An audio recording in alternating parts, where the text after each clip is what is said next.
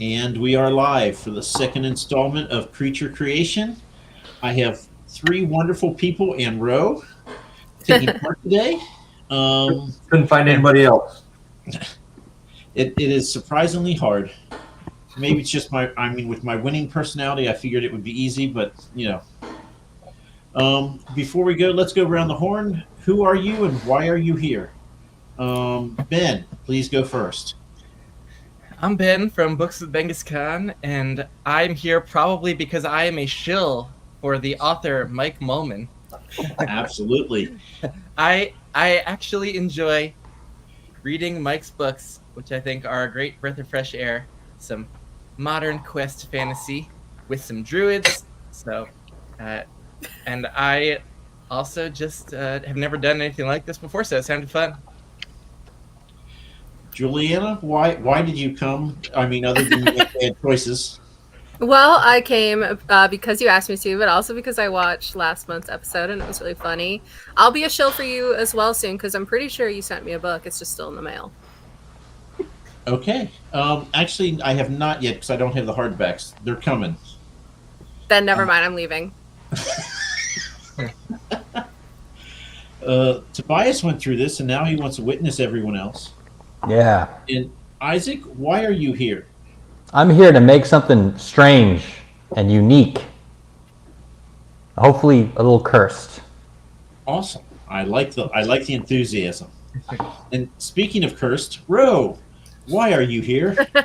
I didn't read my contract very well. I am obligated. Okay. So I'm going to quickly, and by quickly I mean not, share last month. This is what ended up being created. I tried my best to nerf this thing and I just could not.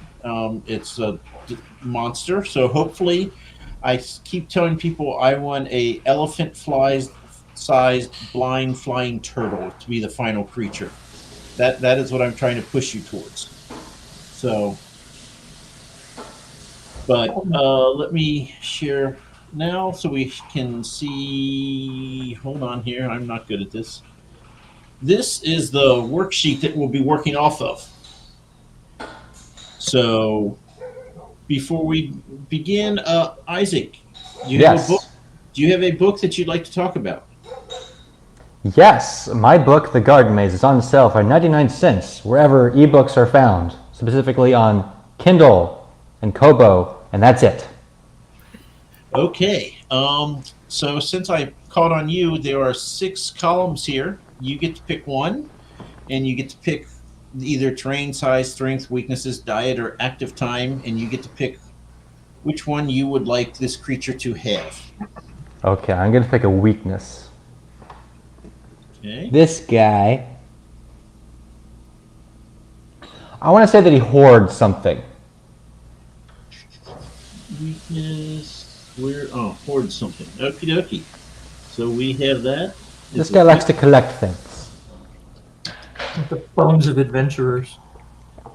Do you have any idea what it is he hoards, or are you going to figure that out later? I think I need a better shape of what this thing is before I decide. So I'm not much of a D&D player, and so I'm pretty new to all this.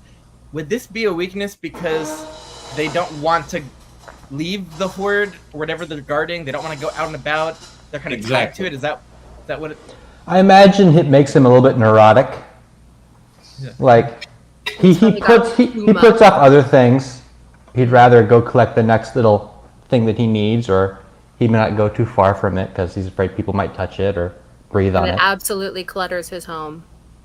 Everywhere, whatever that home is. Yeah. Okay, Ben, your choice. Your turn. Pick one. All right, I'm gonna go for a low stakes one. I will go for diet. Okay. Diet, and I will say, I want a capable, versatile creature. Mm-hmm. And so I'll go omnivore, so that we have options when we're with whatever's around. Okay. What do you think it prefers? This omnivore. You That's a should good probably wait question. until you have the terrain first. Juliana. Well, I am gonna go with terrain. Good. You don't want me to pick it. I guess not. But I'm gonna go with desert. Okay. And Ro, you are the final choice here. Size, strengths, or active time. You know, like you put up a word like crepuscular on the chart, and I have to choose it just to see if you know what it means. I do. I looked it up. Outstanding. So active time is crepuscular, which is like at dawn or dusk. So I you're asking just knows what that means. I but he just also came said across that in a diurnal, book. which is Can, not can it be diurnal. dawn and dusk? Yes. Okay. But just like the time between day and night, like that hour or so. Well, that's that it. makes sense in the desert, actually. Yeah.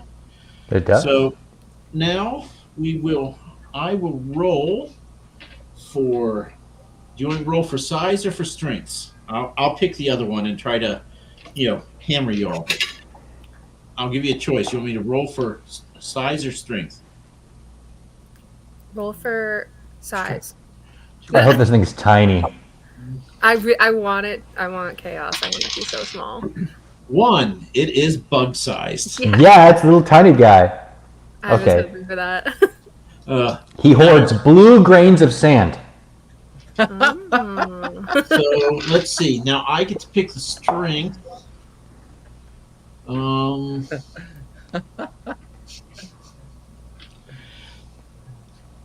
I'm going to give it a prehensile tail.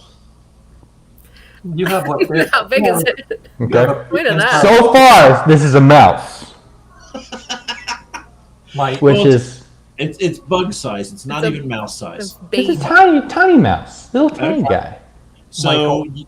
You're giving it a prehensile story. oopsie. Yeah. Ro is my editor. He should be used to this by now. Okay, so talk it out amongst yourselves. What is this creature? Okay. I think it should hoard something that belies its diminutive size. Okay, so it belies as in Something helps much him bigger. out in that regard. Hmm? I'm trying to remember what belies means. So, well, obviously, it's going to be something much bigger than itself. Hmm. Okay. Maybe he likes to collect Cactus pits? What about gold dust? You could, like little nuggets of gold or gold, and it just leads Yeah. to A pearl over time. yeah. So he's a very, Pearls. very tiny dragon. little tiny guy.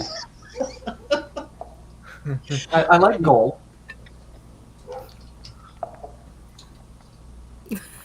What if he hoards teeth? He likes to collect I teeth. was going to also Ooh. say teeth. That's so strange. Gold teeth. He loves the gold. Maybe he hates the gold ones because they're not real teeth. He goes, "Oh, it's not the gold one." He picks out He wants the shells real and things. discards them. Yeah. He's looking for that one perfect tooth. He picks over Carrion and tries to take the teeth back to his lair. Yeah. And we are now Wow. creating the tooth fairy. He's a little precious guy. He just wants teeth. Ooh, tooth fairy. And with the prehensile tail, he can carry, on the He tail. can Is carry the teeth. He can carry one tooth with his little hands, and maybe another tooth with his tail.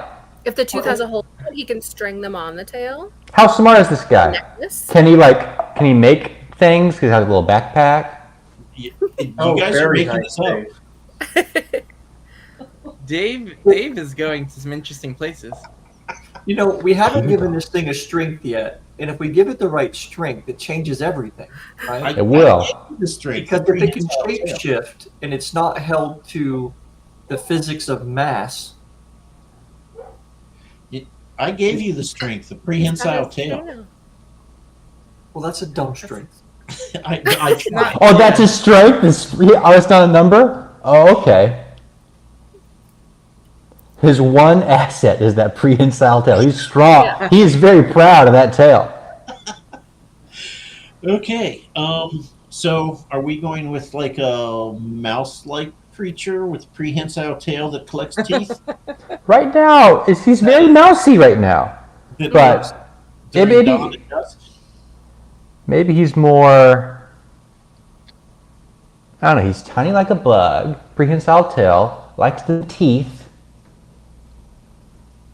Hunted Do you have by any sword? more? Do you have any more attributes to give it? Yes, we do. If once you come up with something you like, then I'll try to screw things up for you. Okay. Okay. So Isaac, once again, you're talking. So now you have to pick a number between 1 and 10. I'm gonna pick a 4.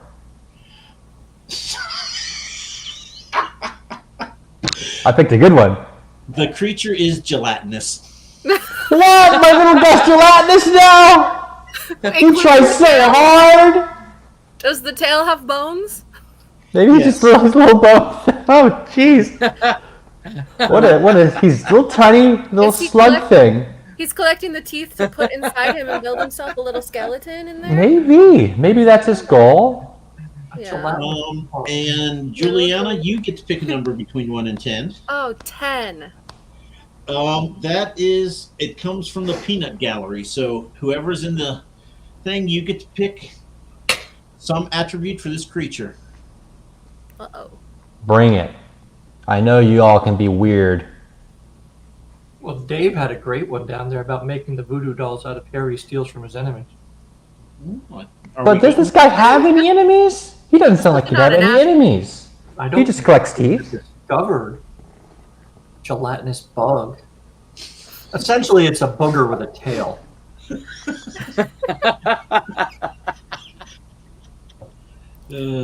Listen to Dave. Okay, it's But there's one slime above makes that. whatever it walks over perfectly smooth.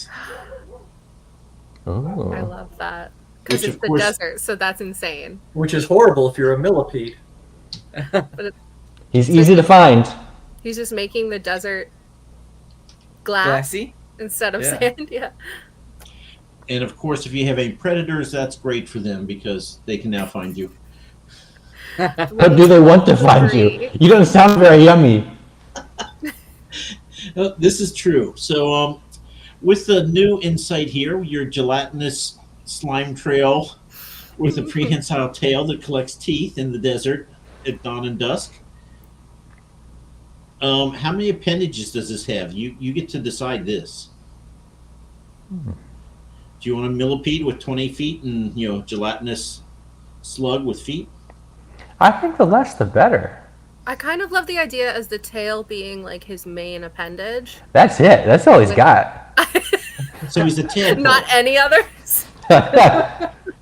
These things would be in very high demand for people building things that they want to make smooth. Right. If you had enough of them, you could just kind of set them loose. That the dwarves and Yeah, elves would be yeah. all over this thing. So now you have a desert tadpole. How does it move though? Is it just the tail? Slithers. Slugs move. They got that It's foot. like a snake. Yeah. It undulates. Like a jellyfish. With one tentacle. Yeah. He could use his Alright. tail. He's like inches long. Pulls himself a log. Like an inchworm. He's getting more and more pathetic as we go on. Very threatening. This is the opposite of last month. And Yeah. he gets in your mouth and he takes your teeth. Yeah. He's so small. And he leaves your tongue smooth so you can't taste anything ever again. Yeah. Your whole mouth is smooth. Bro, that's hilarious. How you're just imagining all the consequences of that. So I forgot, but so Ben, tell us who you are and what you do and why you made it onto this channel is a life goal, or just what you do. Oh, I am a booktuber in my very spare time. I try to just basically keep a video diary of my reading and make a video every now and then about a series that I finished and my favorite books and just the basic booktube stuff. When when I gather a bunch of new books, I like to show them off in some book hauls. But it's a very low rent booktube channel. Dude, look where you are.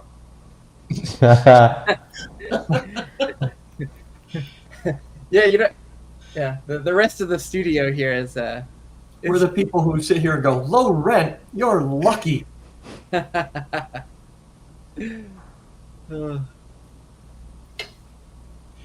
Okay, Alright, so we're going with tadpole then? No appendages for now? I think so, yeah. Alrighty. So the next person, which is what, either Juliana or Rose? So Juliana, because Rose always goes last. Please pick a number between 1 and 10. I'm eating dinner, it's all good. You well, did. this You time- picked. Yeah, I was gonna say, Oh, I you picked 10. did, you This did. time I would have picked 1. I haven't done a number yet. Ben has to add to this monster. Ben, Juliana, I get y'all confused. Ben, I'll please go pick lucky a number. My lucky number 6. 6. 1, 2, 3, 4, 5, 6. Okay, it's a solitary creature. Oh, my poor boy! Oh no! Which That's makes always sense. I going mean, it hoards. So it's Yeah, gonna it does make sense, yeah. So, and then Ro, you get to pick a number, 1 to 10. I don't wanna. 3. It has a clamshell. Oh, good for him. Good for him. The place So to now store he's stuff. like, now he's just one of those clams, and they like He stick is- out their little. He's just a clam. He's just a desert He's clam. just a clam now. So, desert clam whose foot leaves a slime trail. Yeah. You Yes, it didn't say collects- that the shell is an integral part of him. You just said he has one. Oh, maybe he That's uses it as true. a backpack. Right. I mean, it just might be a place for his stuff. Sure. So, What if he's like it's kind of tall on him, like kind of flat, so it's good for keeping sun off him, because in the desert, I imagine he'd dry out pretty quick if he gets in sunlight. Yeah. So maybe it's more shade than enclosing. So you now have a desert oyster. Mm-hmm. So he basically has a little umbrella, is what you're saying, a parasol. Yeah. Shell parasol. Nice. The Are we- desert are we parasol slug. Are we absolutely wedded to the prehensile tail? Like, I feel like Yes. regeneration. That's the part that's Regeneration would bothering you? Yeah. You have to keep the tail. The tail is. Can we make it, I don't know, bigger than a dust mite? That was picked, or that was rolled. So sorry, no. I mean, you can give it legs, or arms, legs, or anything. That's fine. I wanted to But have no. some sort of superpower, like regeneration. That would be so cool. But Well, there's Well. 2 more monkey wrenches, and the good news is I roll for one and I pick the other. So There we go. I am all quiver. Why was Okay. clamshell on that list? Why not? This is I making me came up with absurdly 60 happy, things. Mike. Okay, 1, 2, 3, 4, 5, 6. It has fantastic vision. Of course he does. Good for him. It doesn't. It's gelatinous. Does it have eyes? I've He's yeah, I got was gonna eye say, stalks. I've not been picturing him with eyes this entire time, but Well, an eye is just something that senses light. that's good in the desert. So it's great in the desert. He gets to see which way's up. That's important. That's very important. So his whole body, his skin, could just be one kind of light sensing organ. Yeah. 360-degree vision. So the last one I have to pick. Oh no. Let's see. I don't think I want to give him a prehensile tongue because that's just. Now it could be at the end of the tail. So No. it goes tail then tongue. Just a long actually, tail. I know what I'm going to pick. It is naturally aggressive. Oh yeah. Yeah. Oh yeah. He loves to fight. He's got so many teeth. If it was a social creature and you could put a couple thousand of them together, okay. But That's his problem. But you have they're a measured in microns. desert clam. Mhm. Ro is not having any of this aggression behavior. It I doesn't. really wanted a really big critter that you could do something with. I mean, I could have given you horns, but I decided to go with the They'd naturally be gelatinous. Is the clamshell also gelatinous? No, I think the clamshell kind of is a little bit of protection. He's How some did you get the image of the forms last it. one? Do what? I'm just curious. How did you get the image of the last one, the previous creature?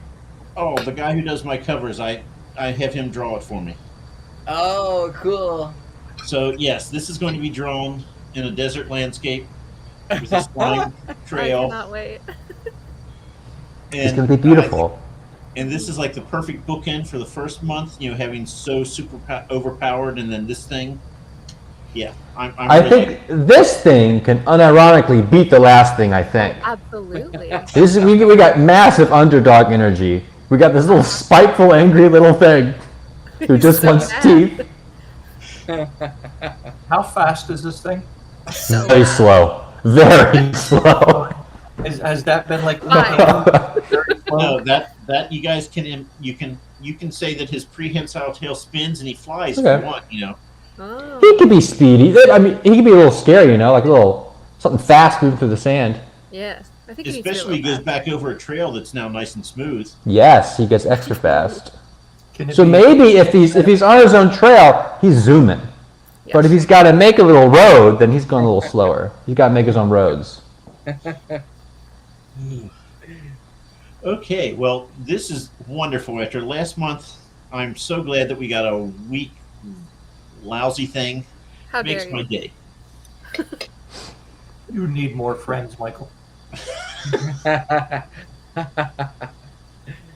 So, anything else we want to add, or is that going to put the? Oh, we have to come up with what does it eat? By the way, are we going with carrion? Probably all the stuff that it goes over to make smooth. He just eats his own slime.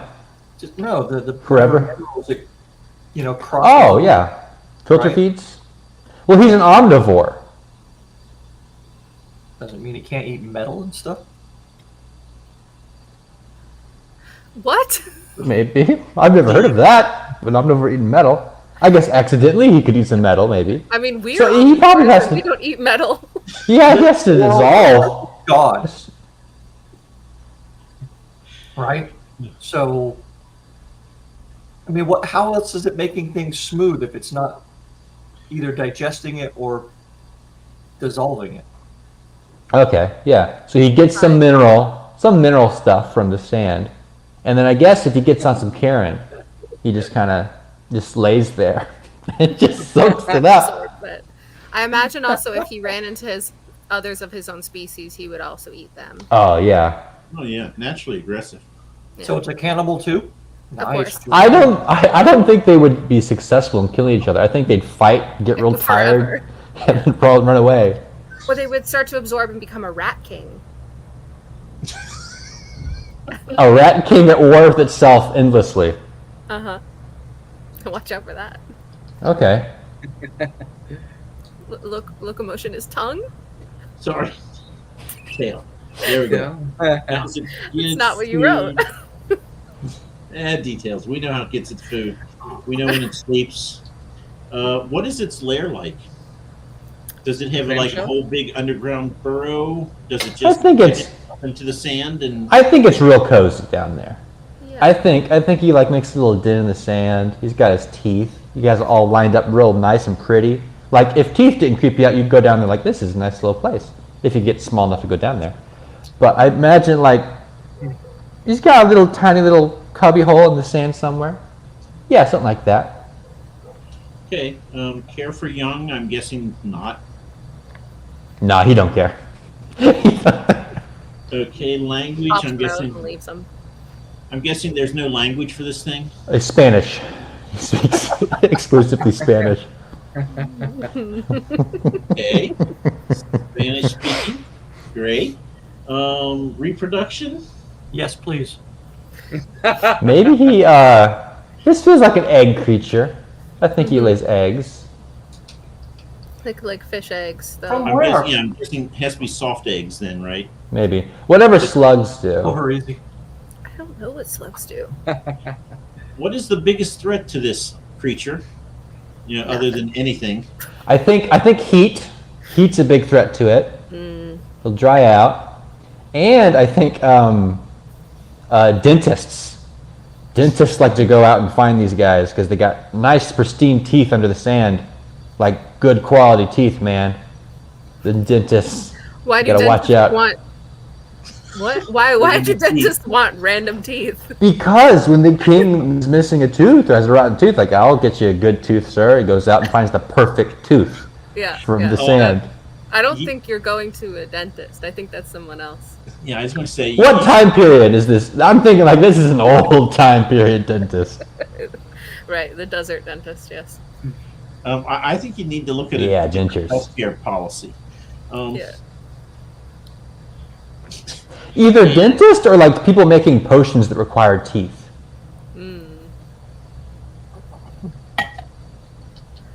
I feel like also birds would just be able to pick them up. Oh, birds love these things. Yeah, any kind of bird. Okay. How long does this thing live? I think indefinitely. This thing, until it's eaten, it will live forever.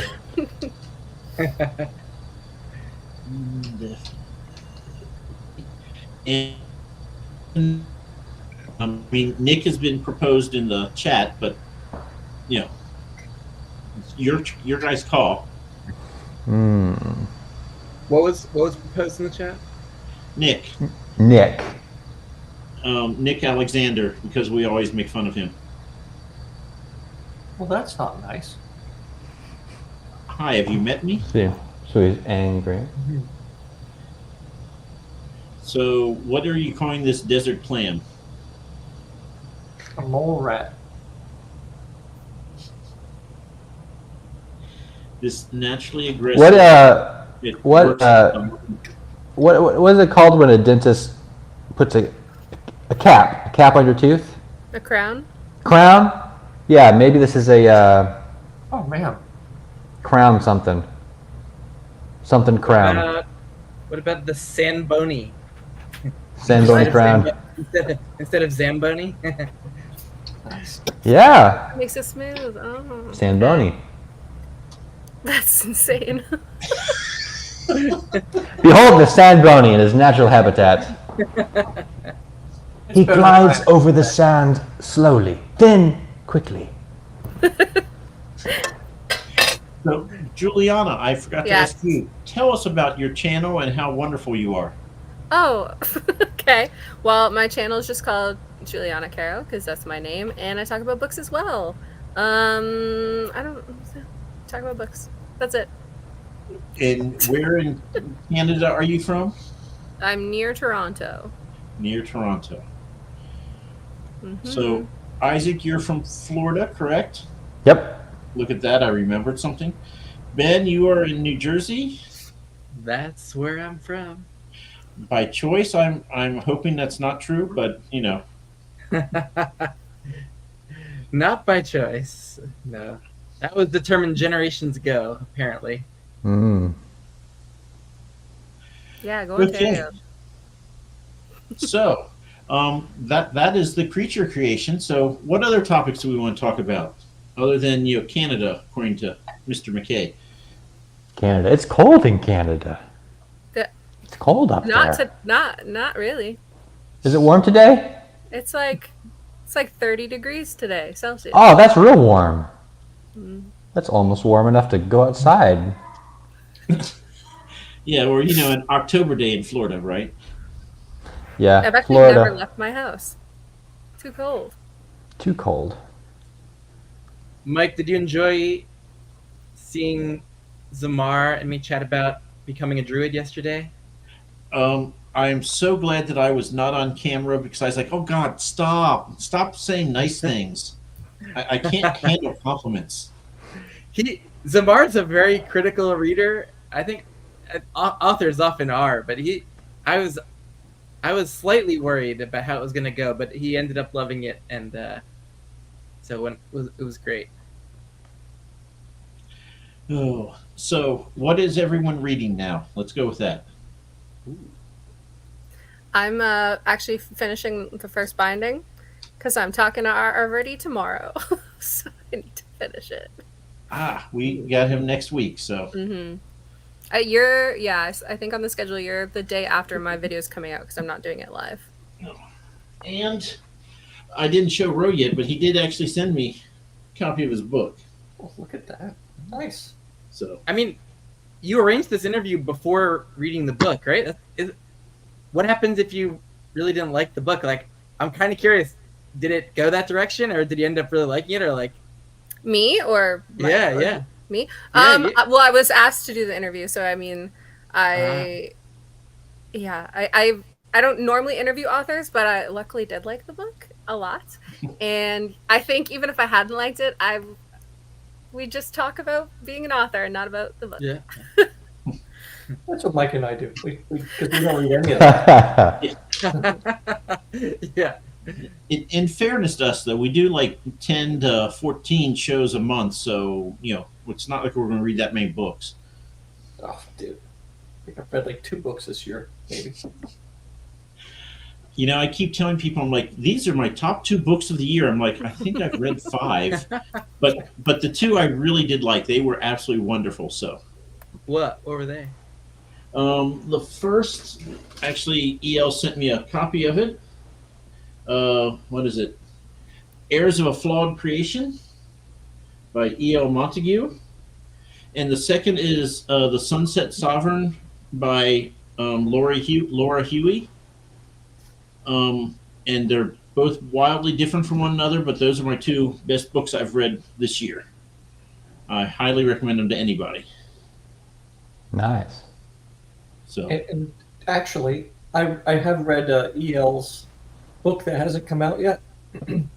So, and I totally am blanking on the name of it. But when he has his next, it's a sci-fi book. When that comes out, highly recommend that. Really good. is that Further Tales from Near Earth or something like that? Something like that. Maybe I still have a copy on my desktop. Hold on. But EO will tell you that almost every story he has hookers and what is it? What is Jimmy Hoffa? What are they called? They're criminals, gangsters, and hookers. He says will be in just about every book that he writes or every story. So you're getting a thing. You know what you're getting. It is. Sorry, Mike. His story is called "Adrift in the Next Revolution: Stories from Near Earth."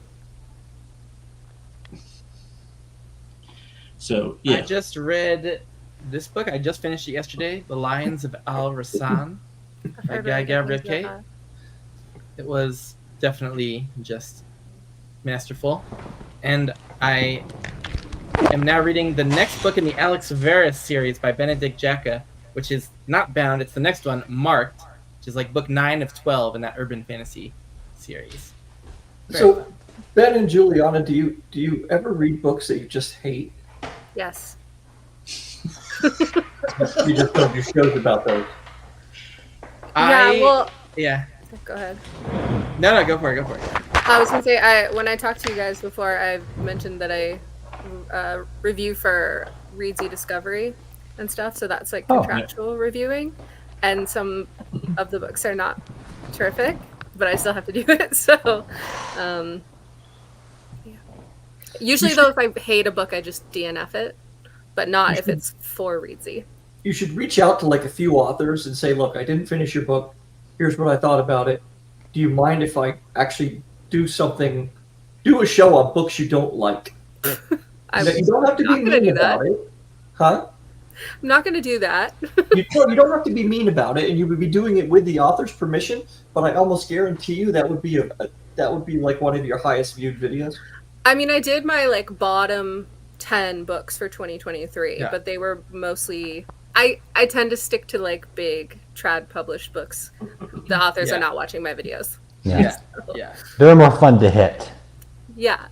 And on Readsy, if I am reviewing a book that's actually just not good, I am supposed to reach out to the author and let them know that the book is not ready to be published and that I will not be reviewing it. I do the same thing. I like to release at the end of the year my top 10 books of the year and also my most disappointing. And usually those come from series or authors that I've already been enjoying and reading. So like, I loved the Rayur Revelation series, Michael J. Sullivan, but then some of those prequel books and the Chronicles like just did nothing for me, and so like those were disappointing. Ian C. Esselmont writes in the Malazan universe with Steven Erikson, and his first series just I liked the beginning of it, and then towards the end it just like I hated where it went, and I just suffered through those last couple big books because I'm a completionist and just cannot help myself with slogging through things even if I'm not liking them. I enjoyed Dune the book, but then was like, oh, I'm gonna continue that series. Just hated Dune Messiah. Like it was just so boring to me. So usually it's books that are in series, but funnily enough, one of the only like new releases I don't read too many new releases, but I saw an interview that R.R. Beardy did with Patrick Leo before the first binding came out, and I just loved the interview. I loved Verdi's energy and his vibe, and I was like, oh, this new epic fantasy series is great. I'm gonna read this. I got a friend involved, and I just did not click with that book. But I was involved in the buddy read. I had this nice new hardcover. I'm like, I'm gonna read it through and just give it a go. But man, so occasionally just new releases, like I haven't gotten a chance to really see a lot of my other friends how they reacted to it. So it's just a big risk. We're taking a plunge. And that one did not click with me, but I know it does with many people.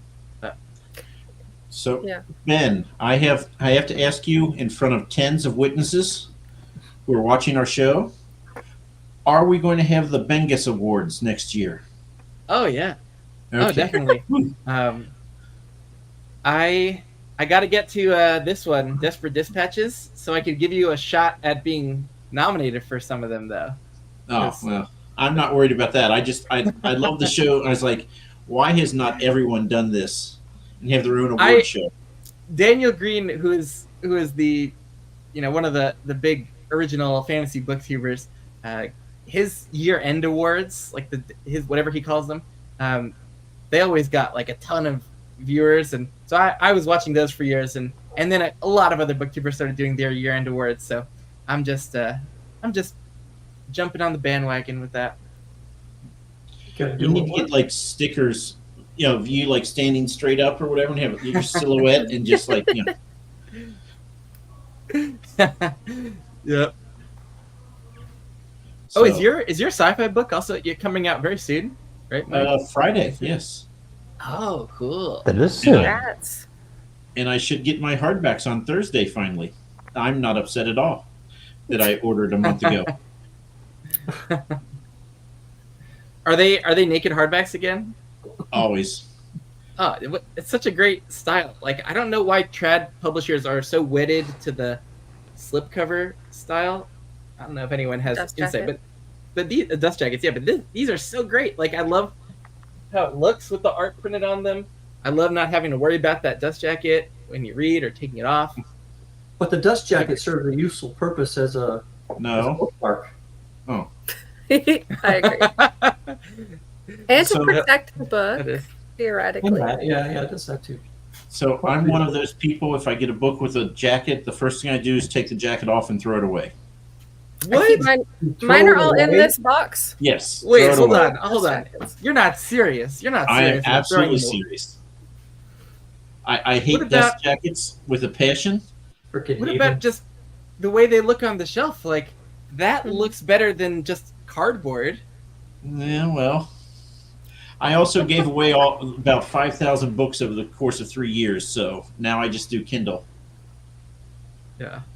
So, true. I mean, I'd love that RR sent me this, but this is going to go to the USO because that's what I do with books that I get, is I go and put them on the shelves there for the soldiers to read. So Oh, nice. yeah, send me books. You know where they'll end up going.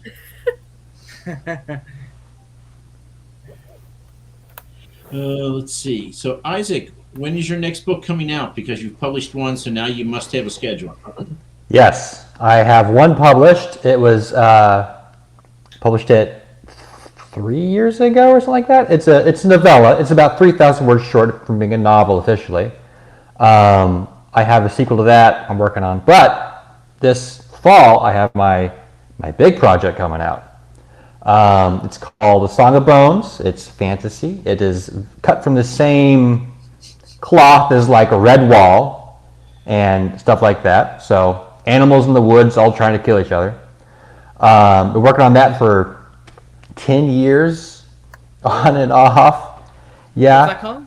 It's called A Song of Bones. A Song of Bones. The Song of Bones, working on it forever. I wrote Garden Maze I wrote as a break from working on Song of Bones. It got massive, so I sat down, like I had to chop it up. So this fall, the first part's coming out, and hopefully, if all goes according to plan, mid next year will be the second part, and next fall will be the third part, because it's all written, it just all needs a lot of editing, a lot of love and care, and in between that, another Garden Maze book, which are just little tiny adventures. Isaac, Is it don't take targeted it for wrong. adults? In fact, take this as a huge compliment. But you've been writing that book for 10 years. Did you start by any chance when you were 6? I started when I was 21, 22, thereabouts. I was torn between writing a sci-fi thing or a fantasy thing, and I wanted to write the thing that I would have loved as a kid and required the least amount of research. So I jumped into animal fantasy, and when that's done, I'll do my next big project. Will be the fantasy thing. Is there any chance that somewhere in your book you can add in a couple lines about this little slug-like bug thing with a prehensile tail that lives in a... Maybe in the next Garden Maze. The next Garden Maze story has a desert involved, so there might be some little slug little guy collecting little teeth. nod to it. So I was just going to ask that. So the sand bony is going to make an appearance. Maybe it might make the cut. For Garden Maze stories, I like to keep it very brisk. The world building, I don't want to have more than a sentence of world building at a time. Like, I'm not doing Tolkien. I'm not doing paragraphs of this is this kingdom. Everything is very, if the characters don't care about it, the reader don't care about it, the city might get a sentence like, this is a very old place. I think in Garden Maze I mentioned a common greeting they have is, does the king still sleep? I'm like, yes, he still sleeps, and they go on with their conversation. So there's a sleeping king somewhere in the kingdom, but I don't want to, the story's not interested in that. The story's interested in what the characters are doing at the time. Is it pitched to adults or more like Redwall and it's targeted? So Garden Maze, I write everything. It's definitely pitched to younger adults, I think. There's violence. There's no excessive violence. No sex, no touchy subjects. I try to write things that I can give to my future children, future grandchildren, something that'll be on the shelf forever. That's so nice. Have you read The Builders by Daniel Polanski?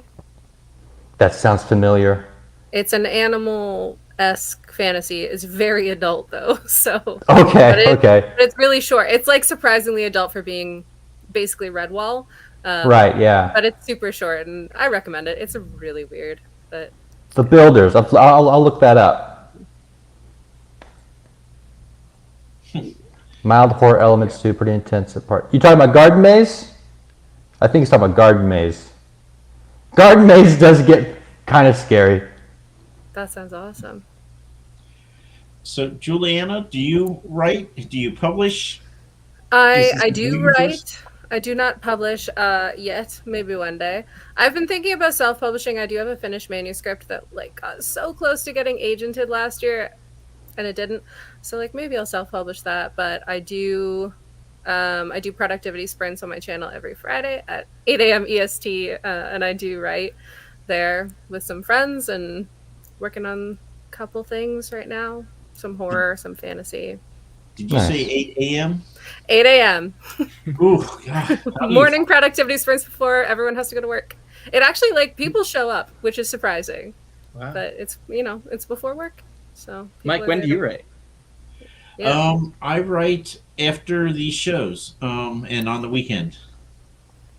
And actually, if I get stuck, I actually go at work, I go to lunch, I go to Taco Bell, and I eat as fast as I can, and I have like 20-25 minutes to actually write on paper. And then I Or what may, happens because you ate Taco Bell? so I'm motivated. Everything has to go quickly. Is that because of the Taco Bell? Yes. Of all the Wait, things did you write it all? Did you write it all, Mike, before becoming a druid? Like, even just for fun at all, or was that No. like a new thing for you? Oh wow! Did you not hear the story of why I started writing? I mean, I felt like it the story of like challenge to write the kind of character of No, Grommy? no. It was No. that or jail time. So a friend of mine. Oh no! It was at the book reading you went to at the library, right? Yes. Oh, I said yes. I'd never met an author. I'd love to go to this book reading at the local library, and I didn't ask any questions. And I went, and the woman, who is a lovely person, and the book is just fine written, but she wrote a love triangle between 17-year-olds, and there is nothing you can get that is less interesting to me. And both of the males were biologically enhanced, perfect male specimen, and the woman's like, I don't know which one to choose, and I'm like, I just want to blow the whole world up. Did you meet Stephanie Meyer? So I read it. I was like, I'm going to read this and just make fun of everything. And I was like, the writing's fine.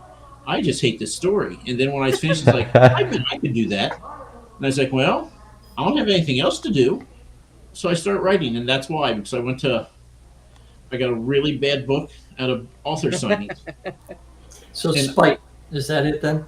Yes. Well, you know me by now. I should probably mention at this author signing, I was the only male there.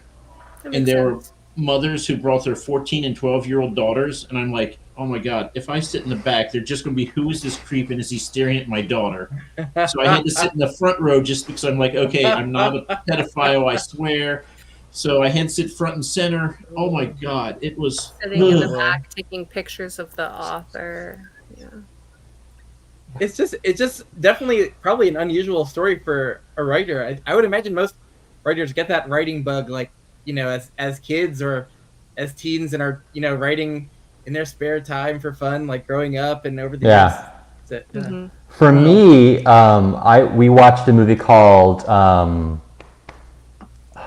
the one where the kids abducted the Fly of the Navigator. Have you guys seen Fly of the Navigator?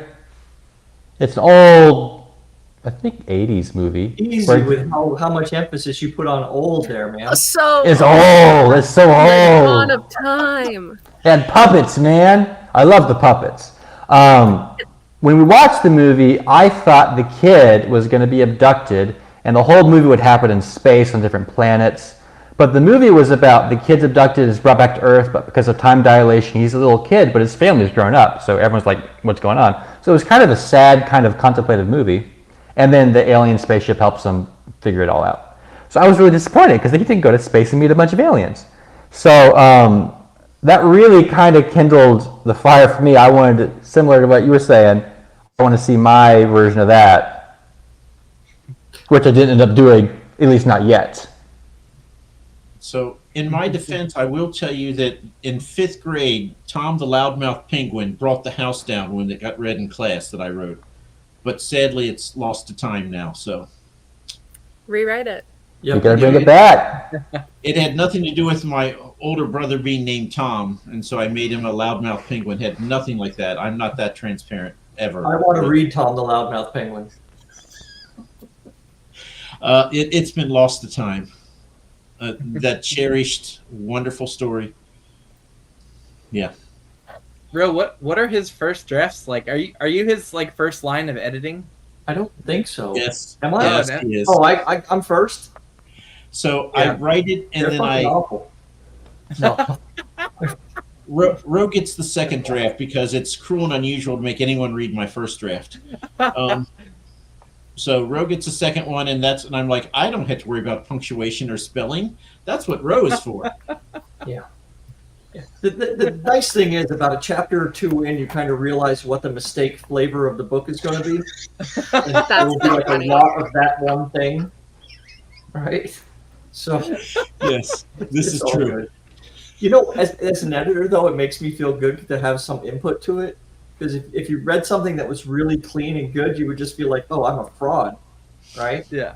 Because I don't have anything to add to this. But it's mostly grammar and spelling, as you can see by Tail and however he spelled that other word. That Diurnal. What's that? It says diurnal instead of diurnal. Yeah, there's another one too. So, I was born and raised in Kentucky. We add and delete syllables and letters all the time. Oh, don't blame it on being from Kentucky, man. Or I can tell you that I went to Catholic school for 12 years.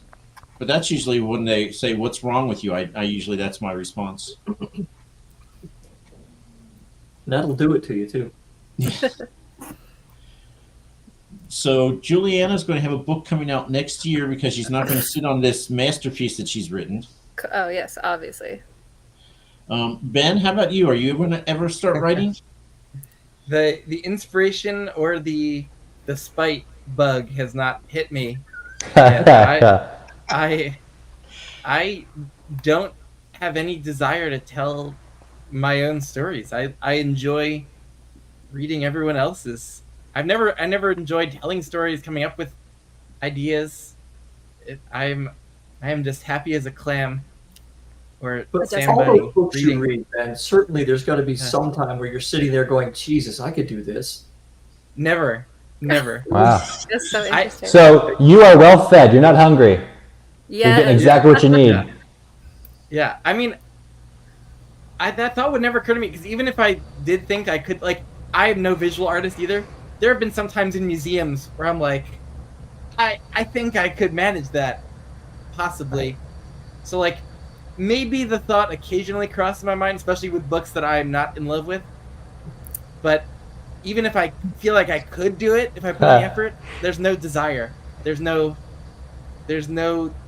zero. There's like, that desire does not exist in even the tiniest form for me to write my own stories and words. But That Ben, must be kind you of nice, honestly. you can spend hours and hours slaving away at something that you're positive is no good and that everyone will laugh at you if you ever share it. And after you spend months and months on end fighting out all the doubts, and then you'll submit it somewhere and you'll just be petrified that you'll get no, stop writing as a response. And I mean, what's not to love about this? Yeah, Speaking of the life of a writer is not an easy one, especially when you're starting out. Like that is, it takes guts to do, no doubt. I admire it so much. It takes guts to do if you're banking on your writing paying rent, right? But if that's not the case, it's just doing something because it gives you something to occupy your time and something to do that you enjoy doing. And who knows, maybe it'll work out. But yeah. What's your favorite book? Oh, I mean, I actually have read a few favorites just this year, but Yeah, not my book books that down. produced the book that produced the book that produced the largest emotional reaction for me in my entire adult life was this year. My first ever book by Guy Gabriel Kay. That's A Song for Arbonne, and it's a standalone kind of historical fantasy book set in kind of medieval southern France type place, and just stupendous, just so engrossing from the very beginning through to the end, and it was spectacular. It blew me away. I didn't think I could get that emotional as an adult reading anymore, but it got me. That's awesome. And so that's probably my favorite book right now. I've read so many great ones this year. I loved 11/22/63 by Stephen King, and Pretty good. Shogun I picked up because I started watching the show and was like, "Ooh, I'm into this.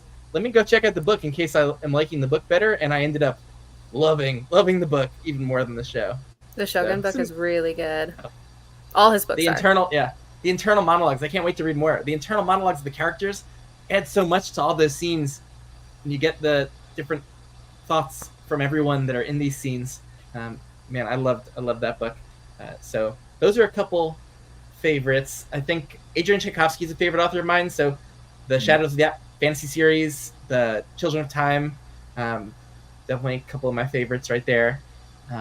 What else? Oh, definitely some Sanderson books. I love Stormlight Archive. Those are some of my favorite books. Dresden Files, hiding behind here. But some of those late Dresden Files books I just adore. And Faithful and the Fallen up here by John Gwynne, some of my favorites. First Law, love First Law. Three Body Problem trilogy. The Magician's trilogy. I just reread the book one. I love this book. I really, really closely identify with the main. What book have you reread the most? Oh, Because that's your favorite book. No, I don't do crazy mental rereads except for like the Harry Potter books when I was a kid. So I probably reread those Harry Potter books more than any others. But as an adult, I've done multiple reads of like the Dresden Files. So I just reread Deadbeat Book 7 because I joined Philip Chase and for a discussion of that book because he read it for the first time. And so I've now read that one like 3 times. So my favorite books since I got back into reading fantasy, like as an adult, definitely I've read just maybe twice, maybe 3 times. Not too many times yet. Because I have so many I want to try still, so can't do too much rereading. But yeah, I don't have to compete with my book time. I don't have to divide it between like writing and reading time. You know, my time with books is 100% on the reading side, so I get to be very productive with my reading. Writing does hurt your reading time a little bit. Yeah, a bit. And your social time and your TV time. And I have to say, when Roe gives me back my edited script, not only does he fix all my spelling and grammar and all the horrible things I do wrong, and don't even get me started on M dashes and N dashes and hyphens and why the language needs 3 separate horizontal lines. I will never understand this. But he also gives like, this is stupid. Why don't you do this and add some tension here? And you get little comments like that, and they're written that way, which I appreciate greatly. I think he knows he can. That's the only way to get through to me is speaking like that. But yeah, so absolutely love it when I get it back. Editing is actually one of my favorite things. The hardest thing for me is the first draft because you're staring at a blank page, going, "Okay, fill it with something, anything." But after that, you just keep improving. So, you know, if you need another round of editing, fine. You'll just make it a little better each time. So, I love how opposite that is of so many authors I hear talking about it, where they're like, I love word vomiting up my first draft onto the page, and then revising is like the worst. Hate it. Yep. Revising is painful. Very painful. That's why it took 10 years for this first egg.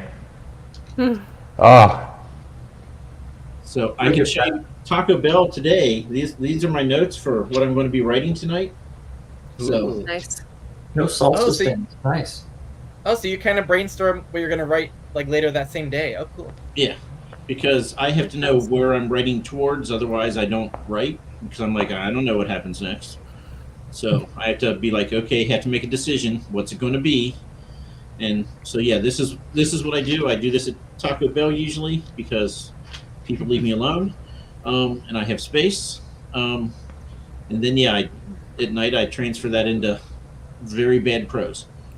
Are you writing right now the next novel in Protectors of Britannia? No, I'm writing the first novel in my Disciples of a Fallen God series. Whoa, new series. Ooh. So I saw an interview Wizard did with Drew Hayes, and Drew Hayes was like, you know what, I always have 3 series going. I do ABC, that way I never get writer's block, and if I do, I just move on to. And I was like, that would be wonderful. I should do that. So now that I've written 4 books in a series, I'm putting it on the brakes, and I'm doing 2 other series I'm starting, and then I'll get back to it sometime next year and publish in 2026. I really try not to tell the people in my newsletter this. Well, there is a natural breaking point in the series because it's not going to be a Grammy POV anymore, right? That's done. Right. It's switching POV. So that's a natural breaking point. But I will say though, I don't mind putting a little pressure on you. The audiobooks are so good by James Meunier. Is there a possible ETA on an audiobook for this one? So I told Ro, and no one from work watches these channels, so I'm retiring next December 1st. And once I do that, I'm going to one of the first things I'm going to do is get audiobooks for everything that I have out. So probably then. But until then, I'd like the Haley Travelers coming out Friday. I'd rather get that audiobook out if that's next in the pecking order. Amazing.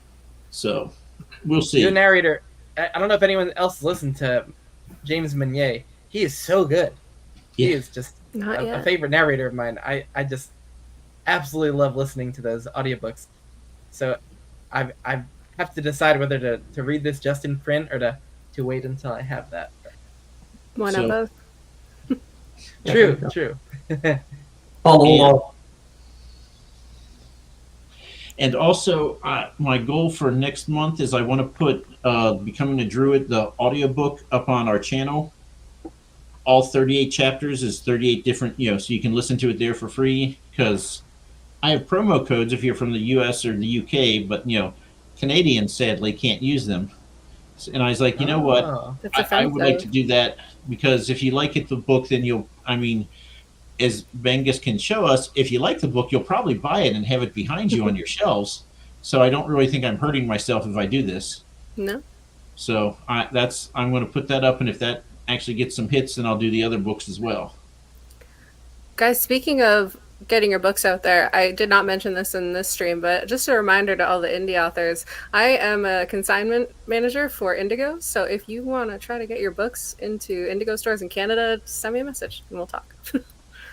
Okay, definitely will. I meant to do that next time we talk to you. Yeah. And I did not. I just got Adrian's books in, Adrian Gibson, got Scott Palmer, I'm collecting all the break-ins right now. Getting their books in the store. Is that a network of bookstores, or is that a specific? Indigo is Canada's. It's our Barnes and Noble, basically. Okay. It's our Instead big of chain. Starbucks, there's a Tim Hortons in it. There's a Starbucks, yeah. There's Starbucks in Indigo. They're partnered. No, that's a shame. Yeah, there's no Tim Hortons in Indigo. So, here we go. I will. I'm not reaching out to authors myself. That's so much work. You gotta reach out to me first. How do you reach you? My Instagram. It's juliana's.library. Gotcha. Somebody can link it somewhere. Tim, reach out to me. We'll talk.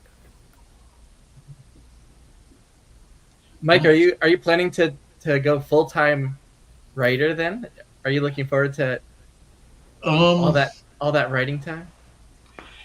Yes, because they always say when you retire you have to have some structure to your day. So I'm not looking to actually, make another income source. If I'm revenue neutral and I can pay for my Comic-Cons I travel to, that's perfect. That's really all that I want. I always tell people at Comic-Cons, I've seen Timothy Zahn a couple times. He wrote the cool. 3 Thrawn books, and he charges $25, and he'll sign up to 4 books. So if you have 5, you have to get back in line, and he'll pay $25 for that 5th. And I'm like, you know what? That would be the perfect level of famous, because if he's walking down the street, there's not a soul in the world who's going to know who he is. But you can command $25 to sign your name on people's books. I'm like, yes, that is like the pinnacle of what I want. I'm sorry, but that sounds crazy. I've never even thought that authors make people pay to have their books signed. Well, Timothy might be hard to write. It might hurt his hand a little bit. That might be why. Zahn sounds pretty easy, but that Timothy has a lot of up and downs. He also has people set up his tables for him, and he has all his books there, so you can purchase the books, and then he will sign them for you right there. If you purchase the book, is the signing free or discounted? I don't know. I was going to ask that. I don't care about autographs. I've never cared. So people are like, will you sign this? How much do you charge? I'm like, I'm not charging to sign my name. I'm like, that's Wait, the dumbest thing I've ever heard. in the last year, since you were in Spiffbo and people were reading it on BookTube, when you've been at cons, have people already known the series or the book, or you come over to has that happened at all? So I've had like 4 or 5 times people go, yeah, I think I've heard about this book already. And the one person told me that. I'm like, when becoming a druid, I was like, well, it came out 3 weeks ago. So I don't know how you could have heard about it because I've not told anyone hardly. But I did have one this last show I went to. He didn't tell me who. He goes, yes, I've heard about this. A booktuber I follow. They read your book and they loved it. And he didn't tell me which booktuber. So, but I was like, wait, you actually know my book? I don't know if you bought it or not. I was going to say, did he buy it? I'm not sure. He's just being nice to you. But, you get a lot of those, and the people's like, I will be back later to buy this book. And you're like, no, you won't. Go away. I like it when you're sitting there talking to them, and they're like, did you write all these books? And you're like, yes, that's why I'm here. And you don't say that, obviously. And then they say, oh, well, congratulations, good for you. It's like, go away. Right. I also, when I'm at Comic-Cons, they're like, so did you read these books? I'm like, I wrote it. See, I'm official. I have a shirt that says author on it and my name. So, and they're like, oh my God, you're the author? I'm like, why do they think you're sitting at the table? I'm like, yeah, does it look like I'm going out dating wild people all the time? Look at me. Of course I'm the author. What else do I have to do? See, I have the name thing going, though, so they're looking for like a female author. So they think I'm just there as, I don't know, eye candy or whatever. I have no idea, but yeah, that's it. And reading here. So EL, I don't know if you were here or not, but I did tell them one of my 2 books of the year so far. I mentioned this again. He doesn't pay me or anything, but he did give me a book for free. So we mentioned the other one too. Yes, Sunset Sovereign by Laura Huey, which is absolutely wonderful. EL's new book. He just had to tell us when it's coming out. Oh, yes. EL tells. I read To Catch a Witch, which is a novella that just came out, which actually I really liked. Yeah, EL writes some interesting stuff. I don't know why I like it, but I do. What a sell. Where did you get the idea for these transparencies that you put in? They're so cool. I love that too. I stopped doing that actually. But yeah, Kay from Kay's Hidden Shelf, she had someone who did some nice ones they actually paid money for.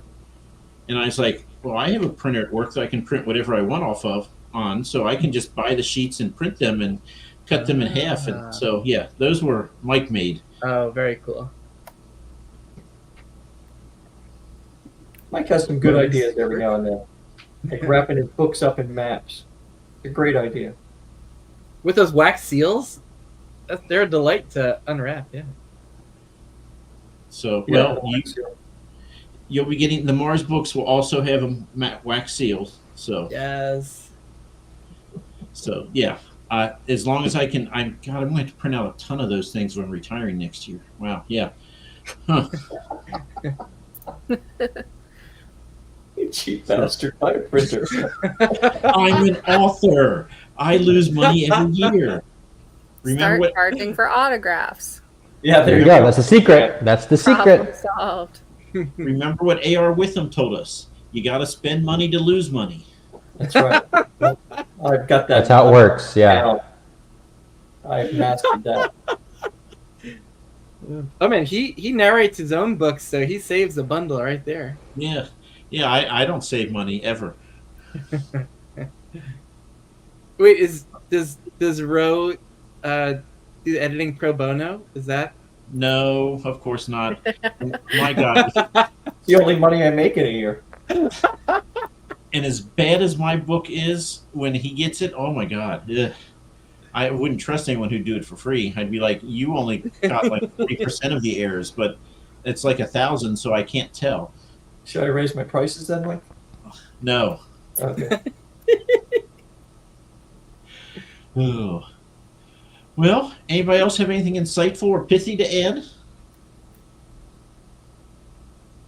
If you have not read The Last Unicorn, read The Last Unicorn, for goodness sakes. I haven't I have read not. it, but I just bought It is. this one. I just bought the one that he put out. It is the most beautiful book ever written. Read that book. Okay, and Isaac, show us your book one more time. This is not my book. This is Oh, Peter S. Beagle's The Last Unicorn. Isaac, you didn't write Read the this last book. one? I didn't write it. No, I wish I did. when That you would were have been negative one. that would have been really smart. If I wrote this, that'd be really smart. But unfortunately, no. copy of your book? I have one of the old. Hang on, I have like an old cover copy. Well, while we're waiting, this book is coming out on Friday. Ooh, cool cover. Good. So, but now This is the old cover. There's a new cover. If you look up Garden Maze right now, it has I'm gonna look it up. a new cover. Yep, I've seen the cover. I was going to say that does not look like what I've seen. No, And it'll probably have another new cover too. Once the second Garden Maze comes out, my brother Josh, he's made a phenomenal cover for Song of Bones. So I'm really excited about it. So I'm gonna force him to do one for the Garden Maze in the sequel. so, do you pay your brother? Yeah. No, Yeah, I you pay. do not pay your brother. That's what brothers are for, is free labor. He's great. That's why I moved away, so I don't have to provide free labor. Ro, you had a book that came out recently. You should probably tell us about it. Oh, well, I won't tell you about that one. Okay. Or, an older book. That's fine. But BBNY, the book thing, the contest, this just got kicked out of it. Thank you very much. I can say I'm a judge for that contest, but I didn't read your book, so Well, not I my don't know fault. if anybody did. So, so what I want to tell everybody is it's the first of 5. There are 3 out now. We don't know if the BBNY judges are off their nut or if they're onto something, so you should all pick it up and give it a read and leave it a review and let us know. Are they right or are they wrong? Rangers I'll ask- deck. I'll ask them in the group chat. What'd they do? Bring it back. I think they're wrong. But, yeah, probably not. So, Juliana, you don't have a cover yet for your book that's coming out next year that's going to wow the world. Right, yeah. I'm I guess I gonna have to speak- do that now. I'm going to speak it into existence. That's what I Okay, do. thank you. Last time I was on, you made me hit a follower milestone or a subscriber milestone, so that was sick. Awesome. It works. You manifested it for me, so. And Guess I'll have a having book out said next that, year. Juliana, Pardon? I said, having said that, you opened up the floodgates for this commercial from Mike about subscribers to Bald&Balding, which this little show is a subsidiary of. This is Mike's thing. I'm just here to make up the numbers this week. But we're trying to get 500 subscribers by the end of the year, so Mike gets a tattoo on his head. I saw that in the last episode. Oh, the lawnmower tattoo? The lawnmower I tattoo. saw that. Oh, are we No. doing Oh. It's gonna be He a- changed it to the side of the sky. OMG. I figure I write fantasy, so should have a scythe and not a lawnmower because, That's you know. much cooler. And he Yeah. has also said publicly that if we can get to 750, he'll put a couple of little goats on the other side. Oh my Yeah. gosh. So, we're at Oh, 265. That is commitment. We are not to the point where we're asking people to make bot armies yet, but, that might be coming in a couple months. Yeah, Right. that's definitely on its way. Oh my god, that's hilarious. So, yeah, my boss, when I showed him that, he's like, "You're not really going to do that, are you?" I'm like, "Oh, yes." So Mike is I committed. know I will not be visiting customers anymore once I have that, but now it's not going to matter. So, You're retiring anyway. yeah. Get you a toque. You can put over your head. How Canadian. oh, okay, well, this shenanigans has gone on long enough, I guess, unless anybody else has something big and bold. Ben, are you going to start writing now, being inspired by tonight? I think he said he did. I think that was what I got out of that. Yeah. He's going to Well, write no, a where 750 to start? page. Just 180,000 words. That's Page all we one have. to just It's it. You can do Maybe I'll that. start with the Samboni. That was my idea. I came up The with something. Samboni. Oh, good. Yes. Put us in the And- acknowledgments, though, okay? Yeah. Yeah. It needs to be a tragic tale. It needs to be really sad. It needs to tug at your heartstrings, but then have like a really uplifting ending. It needs to like hit me in the feels. It's just a little guy. You're just a little guy. Little That's guy. all he is. Or I'm make it hungry with grimdark. pride, less. I want a full-on grimdark thing with that guy as the main character. He could. So Poor the boy. grimdark story could be in the background, and he's having his little. He's just out there. He's having like a children's book story as the grimdark is going on behind him. I love that. That's actually funny. How about a middle-grade grimdark romance? I love that idea because I was just thinking, what do middle graders need more of? That's exactly what they need. Okay. Yeah, I'm on my medication, I swear. So with that, I think we're going to all wave awkwardly and call it a night. Good night, Gracie. Good night, Gracie. And one day we will end. I've hit the end button. We're still going. Doesn't want to end.